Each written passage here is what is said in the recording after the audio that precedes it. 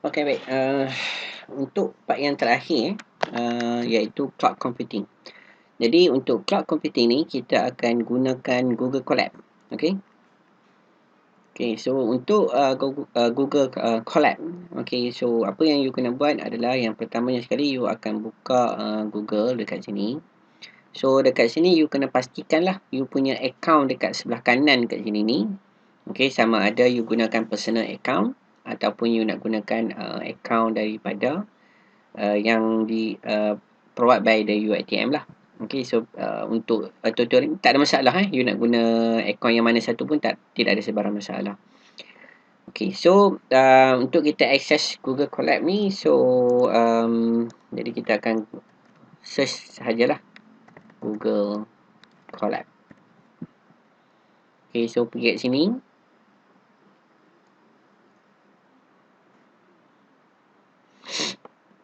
Okay, so dekat sini kalau kita nak create notebook, okay, so kita akan just klik dekat sini sajalah, new notebook.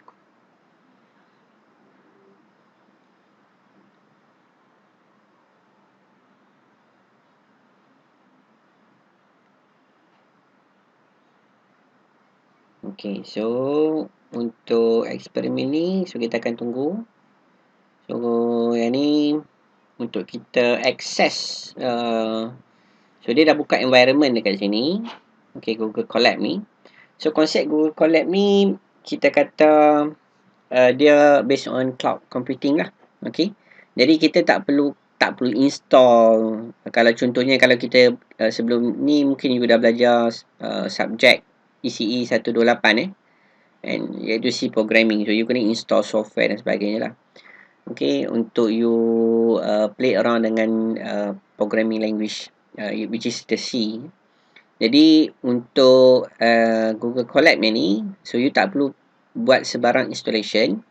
Jadi kita akan gunakan environment yang provide by the Google, iaitu Google Colab, untuk kita tulis program dan kita akan compile setiap instruction tersebut dan kita lihat dia punya result dia. Okay.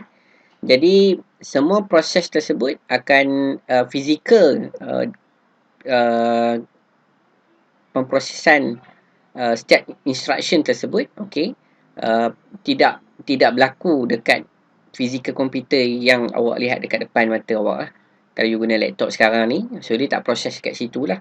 Okay, dia akan gunakan Google punya kita kata lebih kurang server di sana lah. So dia akan proses maklumat tersebut, kemudian dia akan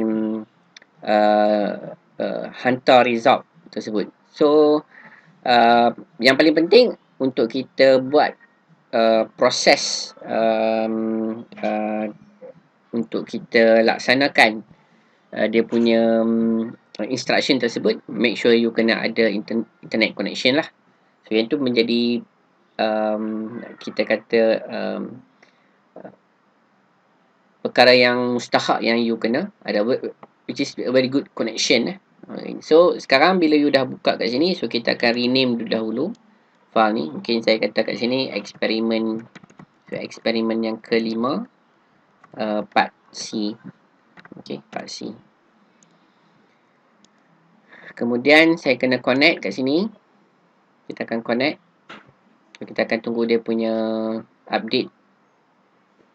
Okay, so kat sini dah tunjuk dah connect kat sini. So ini adalah dia punya indicator lah. Okay, so untuk contoh part C ni kita akan gunakan programming language yang sangat famous sekarang ni adalah Python. Okay, kita akan gunakan Python punya instruction. So kat sini sedikit permulaan bagi awak lah untuk kita kita play around dengan dia punya language dia.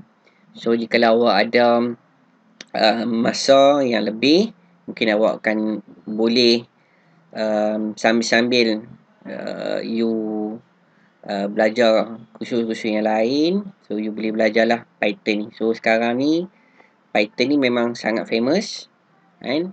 At least sekurang-kurangnya bila you graduate nanti, you ada expert dalam Python ni. Jadi bila you nak kerja ataupun you nak dapatkan pekerjaan di luar nanti, banding dengan student-student yang lain, apa kelebihan yang you ada? Okey, salah satunya you dah ada, you expert dalam Python language banding dengan student yang lain, okey, yang hanya tahu mungkin basic programming language C. So you ada extra, iaitu you ada belajar Python. Okey. So itu yang sedikit lah. Jadi kita akan lihat lah yang kat sini dia tunjuk dah tutorial macam mana pelaksanaan untuk you access. So sama ada you boleh gunakan Google Drive. Okay, kat sini boleh follow lah. So sama saja. Okay. Okay, so kita akan first kali kita akan lihat dahulu. Okay, kita akan kita akan tulis instruction yang pertama, iaitu kita akan import time, kemudian kita akan print maklumat masa. Okey, masa semasa. Masa maksudnya time ni adalah kita punya kita kata dia akan dapatkan masa dan juga tarikh semasa. Jadi kita akan lihat ni.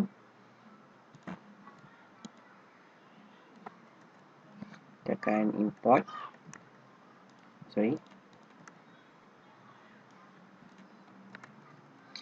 Okay, so dekat sini adalah tempat untuk awak execute ataupun untuk you tulis program ni. So kita namakan setiap benda ni sebagai cell lah. Ini kita namakan sebagai cell kat sini. Okay, so you boleh klik dekat sini untuk you untuk you execute this instruction cell by cell lah. Okay. So untuk you pergi kepada next cell ni, okay, you boleh klik dekat sini atau you boleh tekan button shift dan juga button enter untuk you execute this instruction. Okay. Okay, contohnya macam ni. Okay, dia dah execute dah. Kemudian okay, so kita tekan print yang ni. Okay, so macam mana saya nak buat macam ni? Okay, macam mana saya nak, bila saya dah katakan, okay, saya delete yang ni, delete cell ni. So saya akan import masa. Contohnya saya tulis di sini import time tadi. So saya tekan button shift. Saya tekan button tekan button shift dan tekan button enter. So apa yang dia akan buat, dia akan execute di cell dan dia akan create satu new cell dekat sini. So, tekan button shift enter. Nampak dia dah execute dah. Next saya nak lihat. So saya buat benda yang sama lah, shift enter. So you akan execute cell by cell dekat sini. So dia akan tunjukkan masa hari ni adalah Tuesday, date dan juga masa dia kat sini. Okay.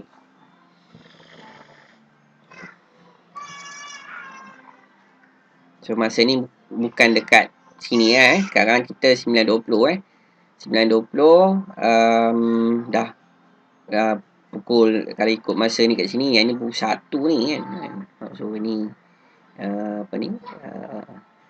mungkin masa di server lah saya rasa ni dekat server side punya masa kat sini. Okay, so tanpa buang masa kita nak print. Okay, kita nak laksanakan this task lah. Okay, jadi yang ni adalah dia punya komen. So dia yang ni bila Python akan lihat kod yang ni, so dia akan execute ni adalah sebagai text sajalah. So dia tak akan execute sebagai komen. Untuk maksudnya human, dia akan baca lah. So important required libraries. Ini adalah kita akan import beberapa library, iaitu satunya kita akan buat numerical punya analysis yang dengan menggunakan NumPy, library daripada NumPy. Untuk kita plot graph dan sebagainya, kita akan gunakan Matplotlib. Okay, so kita akan copy these two instruction dekat sini. Okay, so you boleh buat, kalau awak lihat dekat sini, okay, these two cell ni, saya setiap instruction ni saya buat cell by cell lah. Okay, cell by cell. Atau you boleh terus tulis kita kata 2 instruction sekaligus dalam satu sel. Tidak ada sebarang masalah. Apa yang dia akan buat, dia akan execute. Still dia akan execute line by line lah. So dia akan execute this line dan dia akan execute this line. Okay. So kita dah execute dah kat situ. Kemudian kita akan buat satu instruction, iaitu kita akan gunakan so ni kita dah gunakan, kita import numpy as a np. Maksudnya kita initiate numpy ni, library ni sebagai np.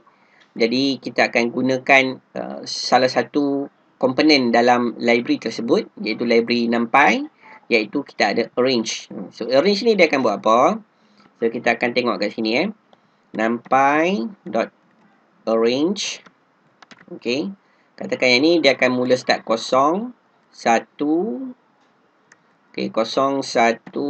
Katakan 0, 10 dan juga 1. So kita lihat apa yang akan berlaku.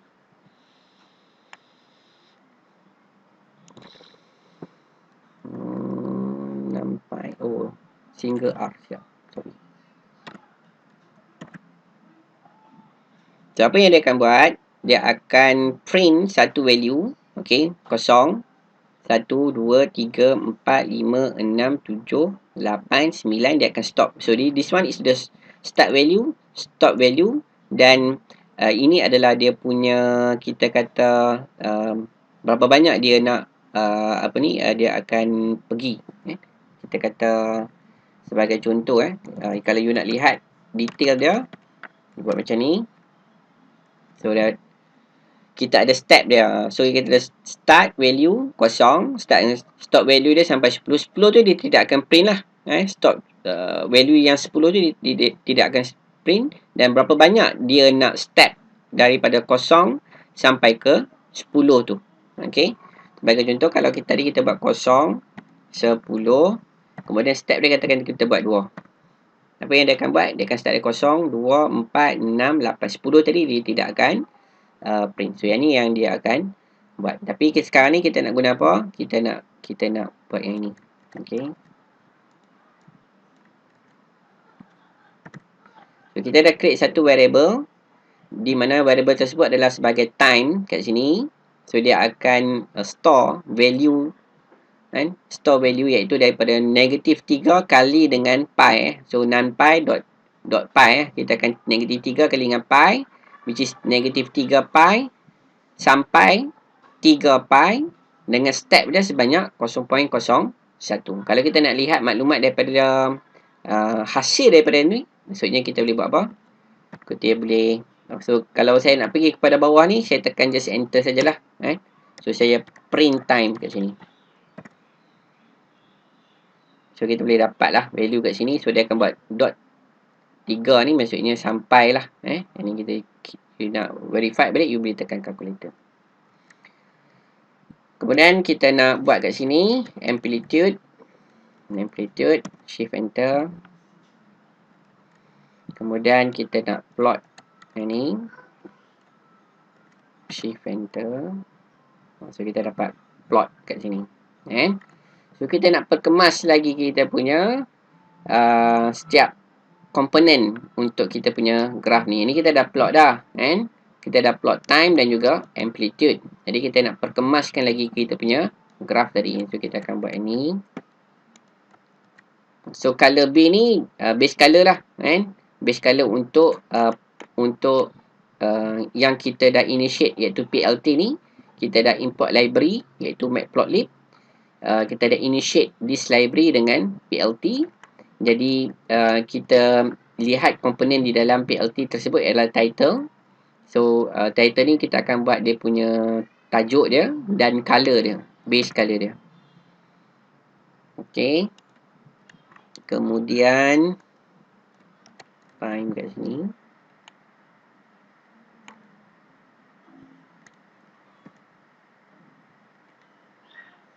Saya ambil bilik ni, kita lukis kat bawah ni.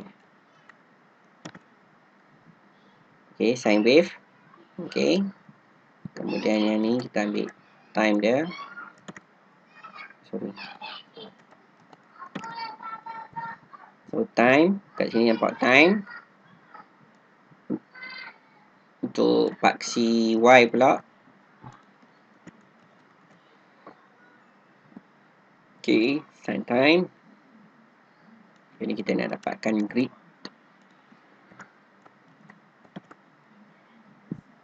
Okay, kita dah dapatkan grid. So kita nak highlight. Kita nak highlight X dan juga Y. So kita dah highlight. Okay. Okay, ni kita nak show lah. Sebenarnya kalau you run cell by cell, so dia akan tunjukkan hasil dia. So sama jugalah yang ni. Macam tu. Selesai untuk coding untuk program untuk equation. Yang ni lah kita nak plot dia punya satu graf iaitu sine. Okay. So untuk kat ni, so you boleh buat balik. Okay, buat balik. Okay, you boleh buat katakan eksperimen yang kelima, part C, exercise. So you boleh follow dan cuba buat untuk you execute kat sini, dan hasilnya okay, you should be dapat kat sini, and show your result to the instructor lah. Okay, instructor. So nanti awak akan lihat rujuk video arahan, okay, apa yang you kena submit dekat saya nanti untuk you punya exercise ni. Okay. So okay, baik. Itu sajalah untuk yang part C. Sekian, terima kasih. Assalamualaikum.